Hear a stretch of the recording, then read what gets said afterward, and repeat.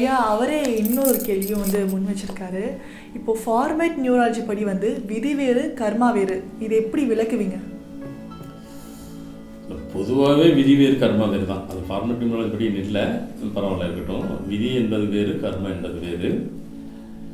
விதி என்பது என்ன அப்படின்னு என்றால் என்ன, கர்மா என்றால் என்ன, அது எப்படி தெரிஞ்சு கொள்ளலாம், எல்லாத்துக்கும் புரிகிற மாதிரி எப்படி சொல்லலாம் அப்படின்றால், பொதுவாகவே விதி என்பது என்னன்னு பார்த்தீங்கன்னாக்கா எலக்ட்ரிக்கல் ஒயர் மாதிரி. ஒயரை நாம் கையில் தொடலாம், ஏன்னா கடையில் வைக்கிறாங்க, வாங்கிட்டு வரலாம், கையிலேயே தொடலாம், அது விதி. கர்மா என்பது அந்த எலக்ட்ரிக்கல் ஒயர் எல்லாம் போயிட்டு கடைசியில் மெயின் பாக்ஸ் இருக்கும், எலக்ட்ரிக்கல் பாக்ஸ். அந்த பாக்ஸ்க்குள்ளே கையை வைக்க முடியாது. அது சில பேர் கேட்ட எலக்ட்ரிஷியன் கை வைக்கிறேன்னு ஆஃப் பண்ணிட்டு தான் கை வைப்பாரு, ஆன் பண்ணிட்டுலாம் வைக்க மாட்டாங்க சொல்கிறேன். அது சில பேருக்கு துணை கேள்வி அவங்கள கேட்டுருப்பாங்க. அதுதான் கர்மா, அதில் கையெல்லாம் வைக்க முடியாது. அப்படின்னா என்ன அப்படின்னா, கர்மாவை கை வைக்கிறது இறைவன் தான் அப்படின்னு அர்த்தம். அதே நேரத்தில் விதியை ஒரு காலகட்டம் இருக்கும், ஒரு குறிப்பிட்ட காலம் வரைக்கும் விதியை மதியால் வெல்லலாம், விதியை கொஞ்சம் சரி செய்யலாம். அந்த விதியை கொஞ்ச காலம் ஒரு குறிப்பிட்ட, அது அவங்களுக்கு நேரம் அமைப்பில் வரணும். சரி செய்யும் பட்சத்தில் அது விதியாகவே இருக்கப்படும். அதை தெரியாமல் விட்டால் அந்த விதியே ஒரு காலகட்டத்துக்கு கர்மாவாக மாற்றப்படும் எல்லாருக்கும். ஸோ இது வேறு அது வேறு தான். அதனால் சரி செய்யவில்லைனால் அதுவே கர்மா. விதியை தான் நம்மளை போன்று இருக்கிறவர்கள் ஏதோ கொஞ்சம் பர்சன்டேஜை குறைக்கலாம். அதை முதல்ல சொன்ன மாதிரி 100% எழுதப்பட்ட எழுத்தை ஜாதகத்தில் 50%, பரிகாரங்கிற பேரில் 50% குறைக்கலாம். நம்ம ஃபார்மேட் நியூராலஜி 75, 80, 90% வரைக்கும் குறைக்கலாம். 100% ஒரு காலம் முடியாது, 100 கடவுள் தான். ஸோ அதே மாதிரி தான். ஸோ அப்போ விதிக்கும் கர்மாவுக்கும் உண்டான வேறுபாடு மாறுபாடையும் இந்த விளக்கம் ஈஸியாக புரிகிற அளவுக்கு சொல்லிட்டு, இதுவே அனைவருக்கும் புரிகிற போல இருக்கும் என்று நினைக்கிறேன். மிக சிறப்பான ஒரு பதிலை கொடுத்துருக்கீங்க ஐயா, ரொம்பவே நன்றி. அடுத்த கேள்விக்கு போயிடலாம். பெங்களூர்லேருந்து சிவநாத் ஒருவர் கேள்வி கேட்டிருக்காரு. இந்த காலத்தில் படித்த இளைஞர்கள் நிறைய பேர் தங்களின் பெற்றோர்களை முதியோர் இல்லத்தில் விடுகிறார்கள். இதற்கான பதிலை உங்களால் மட்டும்தான் சொல்ல முடியும். எங்களுக்கு பதில் ஒரு தீர்வு கொடுங்கள் ஐயா. இந்த உலகம் உங்களை தலை வணங்கும். அதில் முதலில் நான் உங்களின் பதிலுக்கு முன்பே தலை வணங்குகிறேன்.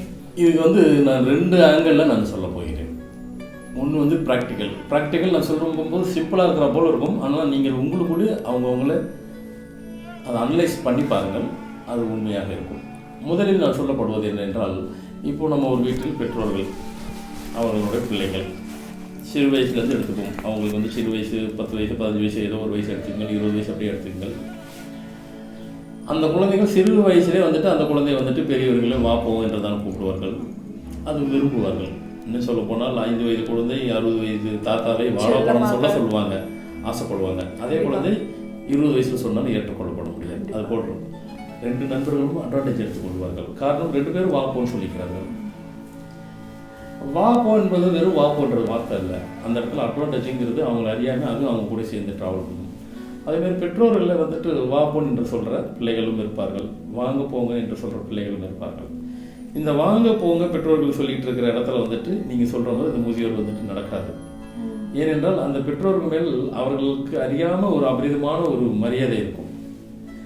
அந்த மரியாதை அது கூட சேர்ந்து இவர்கள் ட்ராவல் பண்ணும்போது அந்த முதியோர் இல்லத்துக்கு செல்வதற்கு உண்டான வாய்ப்பு அவர்களுக்கும் ஏற்படாது, இவர்களும் அனுப்ப வேண்டும் என்ற எண்ணமும் சூழ்நிலையும் உருவாகாது. முதலில் எண்ணம் வராது. அதே போன்று இவர்கள் சிறு வயசில் தன் பெற்றோர்களை வாப்போன்னு கூப்பிடும் பொழுது ஒரு காலகட்டத்தில் நம்ம பெற்றோர்கள் அங்கே போனாலும் இன்னும் போகலாமா அனுப்பலாமான்னு இவர்கள் யோசிப்பார்கள். அவர்கள் கேட்பார்கள். இவர்கள் பெருந்தன்மையாக உங்களுக்கு நாங்கள் அங்கே இருந்தாலும் சந்தோஷம் என்றால் நாங்களும் போகிறோன்றார்கள். அது எதனால் என்றால் இவர்கள் அந்த இடத்துல அட்வான்டேஜ் எடுத்துக்கொள்கிறார்கள். நான் சொன்னதே எல்லாத்தையும் நீங்கள் அனலைசைஸ் பண்ணி பாருங்கள். இப்படி கூட்ட இடத்துலையும் பாருங்கள், கூப்பிடாத இடத்துலையும் பாருங்கள், ஆமாவான்னு பாருங்கள். 100க்கு 100% நான் சொன்னது சரியாக இருக்கும். நம்மளுடைய ஃபார்மேட் நியூராலஜி எண்கணித பிரகாரம் நாம் பார்த்து சொல்கிறோம். ஒரு பெற்றோர் அம்மா அப்பா, அவர்களுக்கு ஒரு மகனோ அவர் மருமகனோ ஏதோ அவங்கள லைஃப் பார்ட்னர். அவருடைய அப்பானுடைய தேதி 9ன்னு எடுத்துக்கொள்வார், அவர் அம்மா தேதி 6. அந்த அவருடைய பிள்ளைகள் அவருக்கு 2ஆம் எண்ணு, அவருக்கு லைஃப் பார்ட்னருக்கு 3ஆம் எண்ணு. அம்மா அப்பாவுக்கு 9, 6 அவங்களுக்கு மேட்சிங் ஓகே, அவங்களுக்கு ப்ராப்ளம் கிடையாது. இவர்களுக்கு இவருக்கு 2 இவருக்கு 3, இவங்க 2 பேருக்கு இவங்களுக்கு ஓகே. ஆனால் இந்த இடத்தில் அப்பாவுக்கு 9 இருக்கும், மகனுக்கு 2, அங்கே நம்பர் ஒத்து போகாது. அங்கே அம்மாவுக்கு நம்பர் 6, இங்கே இவருடைய லைஃப் பார்ட்னர் 3, இங்கே ஒத்து போகாது. இந்த கான்ட்ரவர்சி இருக்கிறதுனால நிச்சயமாக இந்த மாதிரி கான்ட்ரவர்சி ஒரு ஃபேமிலியில் இருந்தாலும் அந்த முதியோர் அப்படிங்கிற ஒரு இடத்துக்கு போகக்கூடிய ஒரு கட்டாயத்தை தள்ளப்படுவார்கள். ஏன்னா எண்கள் அங்கே ஒத்து போகலை. இனி இது நடக்காமல் இருக்க வேண்டும் அப்படி என்றால் முதலில் வாப்போ என்பது அது ஒரு கட்டத்துக்கு ஒரு குறிப்பிட்ட வயது வரைக்கும் தான் நம்ம அதை செய்ய வேண்டும். அதுக்காக உதாரணம் சொன்னேன். 5 வயது குழந்தை 60 வயசு தாத்தாவை வாடா போடான்னு அவர் தான் சொல்லுவார், ஆசைப்படுவார்கள். அதே 20 வயசு சொன்னால் ஏற்றுப்பார்களா? அதே தான். அங்கே நாம் எப்படி ஏற்றுக்கணுமோ இது ஏற்றுக்கொள்ள வேண்டாம். ஸோ சிறியவர்களும் செய்யாதீர்கள், பெரியவர்களும் பர்மிட் பண்ணாதீர்கள். அங்கே ஃபர்ஸ்ட் பாயிண்ட். அடுத்து இங்கே எண்கள், இதையும் 2ம் சரி செய்யுங்கள். இனி உலகில் அந்த முதியோர் இல்லம் அப்படி என்பது ஒரு இடத்திலும் அந்த ஆஃபீஸ் இருக்காது. ரொம்ப அருமையான பதில் நீங்கள் மக்களுக்காக சொல்லியிருக்கீங்கய்யா. கண்டிப்பாக உங்கள் பதில் அவங்களுக்கு பலனாகவே இருக்கும். இந்த பதில் சொன்னதுக்கு ரொம்பவே நன்றியா உங்களுக்கு. ஐயா, அடுத்த கேள்வி திருவாரூரில் காயத்ரி அவர்கள் ஒரு கேள்வி கேட்டிருக்காங்க. இசைஞானி இளையராஜா அவர்களுக்கு 2 மகன்கள் இருக்காங்க. கார்த்திக் ராஜா, யுவன் சங்கர் ராஜா அவர்கள் இருக்காங்க. அதில் யுவன் சங்கர் ராஜா அவர்கள் மட்டும் வெற்றி பெற்றிருக்காங்க. கார்த்திக் ராஜா ஏன் அந்த அளவுக்கு வரலை அப்படின்னு கேட்டிருக்காங்க. இசை மேதை மகன் இசை அறிஞராக தான் இருப்பாங்க. ஆனால் ஏன் கார்த்திக் ராஜா அவர் மட்டும் அவ்வளோ வரலை வெளியில் அப்படின்னு சொல்லிட்டு கேட்டிருக்காங்க. பரவாயில்ல, ஒரு ஆர்வம் தான். அதாவது இவர் ஒரு மேதை, இசையில் மேதைக்கு அவங்களும் இசை ஞானம் உள்ளவர்கள் தானே. ஒரு நல்லா ஷைன் ஆகிட்டா இன்னொன்று இல்லைங்கிறது ஆர்வத்தினால் கேட்கப்படுறது, கியூரியாசிட்டி தவறில்லை. இப்போ நம்மளுடைய ஃபார்மெட்டில் நியூமராலஜி படி நம்ம எண்கணிதத்தில் சொல்லணும்னு பார்த்தீங்கன்னாக்கா யுவனை பற்றி கணக்கு போட வேண்டாம். யுவன் சங்கர் ராஜா ஏன்னா அவர் வெற்றி பெற்றார், அதனால் அதை தொட வேண்டாம். கார்த்திக் ராஜா பார்த்தீங்கன்னா அவர் டேட்டு ஃபேட்டு 2-1-1, தேதி 2, விதி எண் 1. அப்படி இருக்கும்போது கார்த்திக் ராஜா அப்படிங்கும்போது அந்த நம்பர் வரல. ஆனால் அதுக்கு பதில் கார்த்திக் சங்கர் ராஜான்னு போட்டுக்கலாம் அவர். ஏன்னா சங்கர் அப்படின்றது சிவபெருமானை குறிக்கிறது. அதே நேரத்தில் நமக்கு நம்பர் 41 வந்துடும். அப்படி இருக்கும் பட்சத்தில் அவர் இனிமேல் கார்த்திக் சங்கர் ராஜா அப்படின்னு சொல்லிட்டு புதுசாக சேர்க்கறது பதில் அதே சிவன் பேரை சேர்த்துக்கலாம். கார்த்திக் சங்கர் ராஜான்னு சொல்லிட்டு இப்போ ஒரு சமயத்து இந்த இதெல்லாம் முடிஞ்சதுக்கப்புறம் அவர் அனௌன்ஸே கூட பண்ணலாம். இனிமேல் என் பேர் கார்த்திக் சங்கர் ராஜான்னு அனௌன்ஸ் பண்ணார்னாக்கா அடுத்து புக்கு படம் ஆயிடுச்சுன்னு சொன்னாக்கா ஃபீல்டில் திருப்பி அவர் ஒரு ரவுண்டு வந்துடுவார். ஏன்னா நம்பர் 41 அது அவருக்கு ஆப்டான நம்பர். ஏன்னா டேட்டு 1, ஃபேட்டு டேட்டு 2, ஃபேட்டு 1, 41 ஆப்டான நம்பர். அனௌன்ஸ் பண்ணால் கண்டிப்பாக அவரும் ஒரு வளம் வருவார். அதே நேரத்தில் இன்னொரு குட்டி தகவல் இல்லை, அதுவும் பெரிய தகவல் தான். இசைஞானி இளையராஜா அவர்கள் இதுவரைக்கும் 1000 படத்திற்கு இசை அமைத்து இருக்கிறார்கள். இந்த 1000 படத்திற்கு இசை அமைத்ததில் எல்லாரும் பார்த்திருப்போம், எல்லாத்துக்கும் அறிந்த ஒன்று தான். ஆனால் பொதுவாக ஒரு அவர் இசையில் இறை சக்தி இருக்கு அப்படிலாம் சொல்லும் பட்சத்தில் அவரது முடியும் போது இன்னொரு ஒரு சின்ன முடியும் போது ஒரு பீக்கில் தான் முடியும். அந்த பீக் என்னவென்றால் 1000 படத்துக்கு முடித்தா கூட இப்பொழுது திருப்பியும் ஒரு 100, ஒரு 110, 120 படத்துக்கு திருப்பி அவர் மியூசிக் அடித்து தான் அந்த இது முடியும். அவருடைய அந்த அபார ஒரு சக்தி வெளிப்படுறதுக்கு திருப்பி ஒரு 100, 120, 120 படம் கூட இருக்கலாம். அதுக்கு எத்தனை வரும்னு எனக்கு தெரியாது. ஆனால் ஒரு கணக்கு இருக்குது. அவருடைய டேட்டை பார்த்து அது எல்லாத்தையும் அறிந்தது தான், அதை சொல்ல வேண்டாம். இருந்தாலும் தெரியும் அவரும் டேட்டு 2, ஃபேட்டு 7 அந்த கான்செப்டில் இருக்கும் பட்சத்தில் அந்த நம்பர் கரெக்டாக தான் இருக்குது. அது ஒன்றும் நம்ம தொட வேண்டாம். அந்த ஏஜ் ஒரு கணக்கு இருக்குது. அவருக்கு 75 முடிஞ்சது எல்லாரும் அனைவரும் அறிந்த ஒன்று தான்.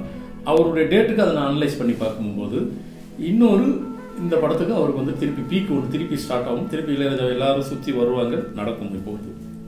இப்போது நடக்கும்போது அவருடைய பீக்கு தான் அது 100 இல்லை 110, 120 படத்துக்கு ஃபுல்லாக ஏக்தம் அடிப்பார். அடித்து முடிச்சு அடுத்து என்ன செய்வார்? அவரை தாண்டி அனைவரும் மகிழ்ச்சியாக இருக்கிற செய்தியை சொல்லிட்டேன். அடுத்து என்னங்கிறது அவர் மகிழ்ச்சியாக இருக்கிறது அது அவர்கிட்ட தான் சொல்லணும், எல்லாத்துக்கும் சொல்லக்கூடாது. சரி, அது இருக்கட்டும், பரவாயில்லை. ஸோ இந்த நல்ல தகவலை அனைவருக்கும் சொல்லுவதில் மற்றவர்கள் எப்படி மகிழ்ச்சி அடைகிறார்களோ அதே மகிழ்ச்சி எனக்கு வைக்கிறது. ஐயா, மிக அருமையாக சொன்னீங்க. அதில் குறிப்பாக இசைஞானி இளையராஜா அவர்கள் திரும்பி ஒரு வளம் வர போகிறாரு அப்படின்னு நீங்கள் சொல்லியிருக்கீங்க. இது எனக்கு மட்டும் இல்லை, நேயர்களுக்கு அவர் ஃபேன்ஸ் எல்லாருக்குமே ஒரு ஹாப்பியான நியூஸ். ஏன்னா திரும்பியும் அவர் திரும்பி ஒரு வளம் வர போகிறாருன்றது ஒரு ஹாப்பியான நியூஸ். உலகமே அதை எதிர்பார்த்துட்டு இருக்கு. ஸோ மிக்க நன்றி அந்த பதிலுக்கு. ஐயா, அடுத்த கேள்வி கள்ளக்குறிச்சியிலேருந்து முத்துராமன் அவர்கள் ஒரு கேள்வி கேட்டிருக்காரு. மற்ற நியூமராலஜிஸ்ட் ஒருவரின் பெயர் 41, 32 அல்லது 51 என்றுதான் நியூமராலஜியில் பெயர் வைக்கிறார்கள். ஆனால் அதிலெல்லாம் கிடைக்காத வெற்றி உங்களது ஃபார்மட் நியூமராலஜியில் மூலம் எப்படி பெரிய வெற்றியாக மாறுகிறது? பொதுவாக என்னுடைய கான்செப்ட் நான் தான் இந்த ஃபார்மட்டினுடைய பெரிய சீக்ரெட் என்னென்னா, வெறும் எண்ணு மட்டும் வேலை செய்யாது. இப்போ அதான் அவர் சொன்ன 32, 41, 50, 51 அப்படிலாம் கிடையாது. அந்த நியூமராலஜி எண்ணு நம்பரையும் தாண்டி அந்த எண்ணுக்குள் ஒரு சவுண்டு, ஒரு ஒலி, அதுவும் சேர்ந்து போடுவேன். நான் அதை தான் பண்ணுற பெரிய சீக்ரெட்டு. இப்போ ஒரு உதாரணத்துக்கு ஒருத்தருக்கு 41ஆம் எண்ணில் பேர் நான் வைக்கிறேன் என்றால் அதனுடைய ஒலி சவுண்டு வந்து 69ஆம் நம்பரில் நான் போடுவேன். அந்த 69 அது வேலை செஞ்சால் தான் பார்க்கறதுக்கு 41 இருக்கும். அங்கேயும் அதை கூட்டி விட்டுருவேன். அந்த ஒலியும் சவுண்டும் ஏற்றம் இருக்கணும், அப்வேர்டில் இருக்கணும், மேல் நோக்கி போகணும். இதெல்லாம் கால்குலேட் பண்ணும்போது அதனுடைய பவர் அப்போ தான் உண்மையாக வேலை செய்யும். அதுதான் எனக்கு அந்த ஒலியை பொறுத்து தான் அந்த உச்சரிக்கும் போது அது எப்படி அந்த ஒலியும் சவுண்டும் சேரணும்.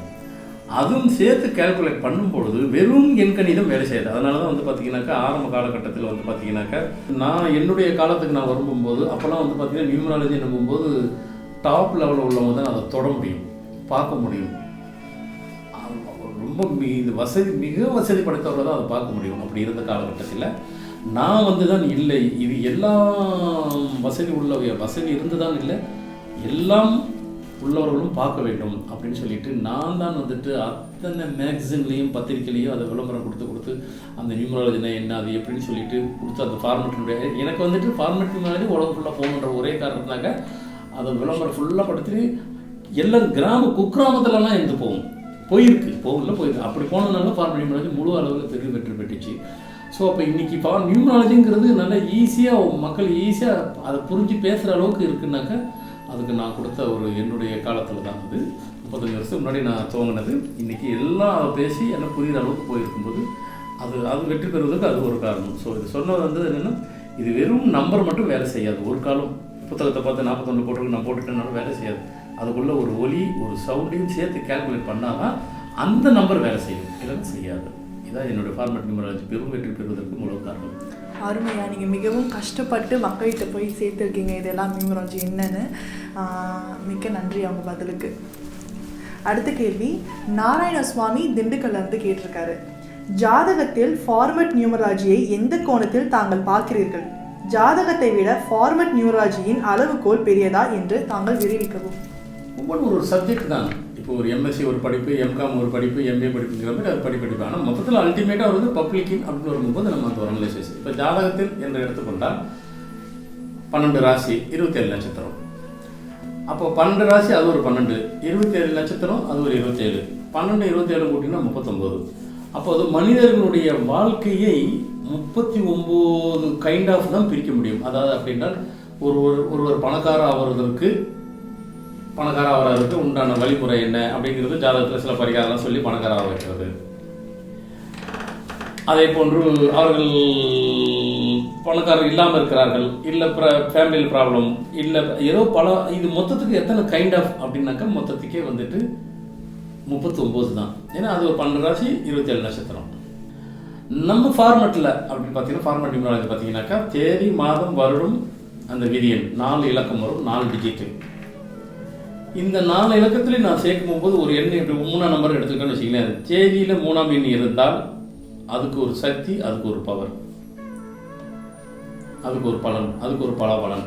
அதே நம்பர் வந்துட்டு மாதத்தில், அதாவது மார்ச்னா மாதம் 3ன்னு வரும், டிசம்பர்னாலும் 1 2 கூட்டம் 3. அந்த இடத்துல இருந்தால் அதுக்கு ஒரு ராசி, அதுக்கு ஒரு பலன், அதுக்கு ஒரு சக்தி, அதுக்கு ஒரு பவர். இப்போ 4 இலக்கத்தில் இருந்தால் அந்த 4 இலக்கத்தில் சேர்ந்தால் அந்த மொத்தம் வந்துட்டு இங்கே 9ன்னு வரும், 3ன்னு இருக்குங்களா, இது அப்படியே 4 இலக்கத்தில் போட்டால் 81ன்னு வரும். ஒரு 3ஆம் எண் எத்தனை இருக்கும் பார்த்தீங்கன்னா 81 3ஆம் எண் இருக்கும். அதாவது 81 அப்படின்னா என்னன்னு கேட்டிங்கனாக்கா தேதியிலேயே, மாதத்துலேயே, வருஷத்துலேயே எந்த இடத்துலலாம் அந்த நம்பர் வருதோ திருப்பி அது வந்துட்டு அந்த ரிப்பீட்டடாக வரும்போது அப்போது அது 39 கைண்ட் ஆஃப் லைஃபு, இது 81 கைண்ட் ஆஃப் லைஃபு.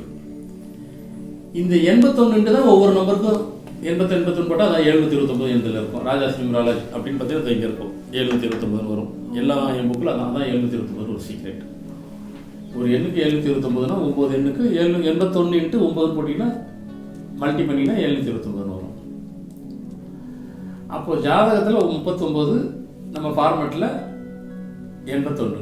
அப்போது அதோட இது அளவுகோல் அதிகம். அது சில பேர் ஜாதகத்தில் சொல்லலாம், என்ன சொல்லலாம், பாதம் இருக்கிறது. அப்படி பார்த்தீங்கன்னாக்கா பாதம் இருக்கிறது, ஒவ்வொரு ராசிக்கும் 4 பாதம் இருக்குன்னுவாங்க.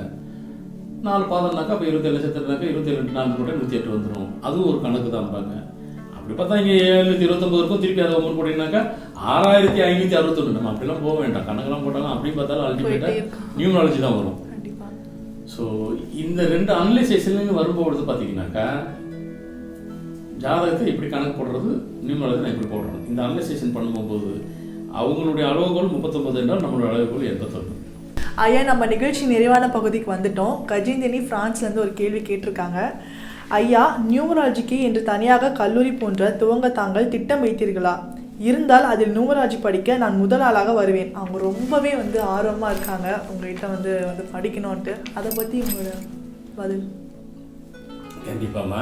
இது ஒரு 25 வருடத்துக்கு முன்னால் சில பேருக்கு கற்றுக் கொடுத்தேன். அதுக்கப்புறம் எனக்கு உத்தரவு இல்லை. அது நானாக விரும்பி எடுத்துகிட்டு செஞ்சேன். அதுக்கப்புறம் நிறைய பேர் கேட்டிருக்கிறார்கள், நிறைய 1000 லட்சம் எவ்வளோனாலும் சொல்லிக்கலாம். எனக்கு உண்மையிலே இன்னும் உத்தரவு வரலை. ஆனால் எனக்கு அப்படி ஒரு திட்டம் இருக்கிறது, ஒரு பெரிய காலேஜை துவங்க வேண்டும். அப்படி நான் காலேஜை துவங்குறேன் என்றால் உலகத்திலே நியூமராலஜிக்கு, அதாவது எண்கணிதத்துக்கு என்று காலேஜ் இது வரைக்கும் இல்லை. ஆனால் கிராஃபாலஜிக்கு இருக்குது. கிராஃபாலஜியில் ஃப்ரான்ஸில் இருக்குது, அமெரிக்காவில் இருக்குது. ஃப்ரான்ஸில் ஆரம்பிச்சுட்டு கிராஃபாலஜி 130 வருஷம் இருக்கும், அமெரிக்காவில்